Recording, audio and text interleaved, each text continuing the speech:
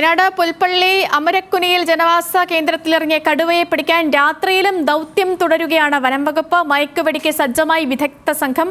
വനംവകുപ്പ് സ്ഥാപിച്ച കൂടിന് സമീപം കടുവ എത്തി. കൂടുതൽ വിവരങ്ങളുമായി അനൽക സേതു ചേരുന്നു. അനൽക, ഈ കടുവയെ പോയിന്റ് ചെയ്തിട്ടുണ്ടോ? നിലവിലെ അവിടുത്തെ സാഹചര്യം എന്താണ്?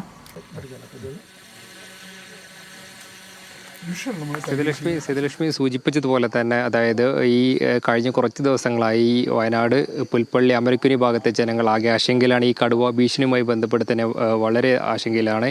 ഇതുമായി ബന്ധപ്പെട്ട് കഴിഞ്ഞ ദിവസങ്ങളിലൊക്കെ തന്നെ വനംവകുപ്പിൻ്റെ നേതൃത്വത്തിൽ ശക്തമായിട്ടുള്ള പരിശോധനയാണ് ഈ പ്രദേശങ്ങളിലൊക്കെ നടന്നിട്ടുള്ളത്. ഈ കഴിഞ്ഞ ഒരാഴ്ചക്കുള്ളിൽ തന്നെ 4 ആടുകളെയാണ് ഈ കടുവ കൊന്നിട്ടുള്ളത്. ഇതുമായി ബന്ധപ്പെട്ട് ഇന്ന് പുലർച്ചെ ഒരാടിനെ കൊന്നു. അതിനുശേഷം വനംവകുപ്പിൻ്റെ നേതൃത്വത്തിൽ ശക്തമായിട്ടുള്ള പരിശോധന നടന്നു.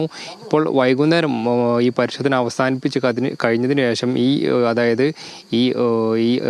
അമരക്കുനി ഈ ഊട്ടിക്കാവല ഭാഗത്ത് ഈ കടുവയുടെ സാന്നിധ്യം വീണ്ടും കാണുകയും ഇതിനെ തുടർന്ന് ഈ തെർമൽ ഡ്രോൺ ഉൾപ്പെടെയുള്ള സംവിധാനം ഉപയോഗിച്ച് പരിശോധന നടത്തിയ സമയത്താണ് ഈ ഊട്ടിക്കാവലക്ക് സമീപം തന്നെ ഏകദേശം 500 മീറ്ററിനുള്ളിൽ ഈ കടുവയുടെ സാന്നിധ്യം കണ്ടെത്തിയിട്ടുള്ളത്.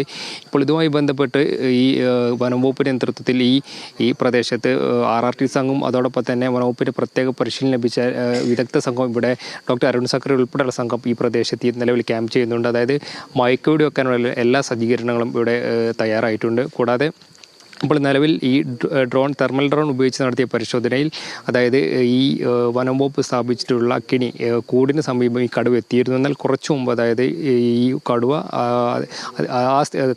സ്ഥാപിച്ച കൂടിൻ്റെ സമീപത്ത് നിന്നും മാറിപ്പോയിട്ടുണ്ട്. അതായത് മറ്റു സ്ഥലത്തേക്ക് പോയിട്ടുണ്ട്. ഇപ്പോൾ നിലവിൽ ഈ സമീപ പ്രദേശങ്ങളിലെ റോഡെല്ലാം തന്നെ ഈ വനംവകുപ്പ് അടച്ചിട്ടുണ്ട്. ഇതുമായി ബന്ധപ്പെട്ട് ജനങ്ങൾക്ക് മുന്നറിയിപ്പ് നൽകിയിട്ടുണ്ട്.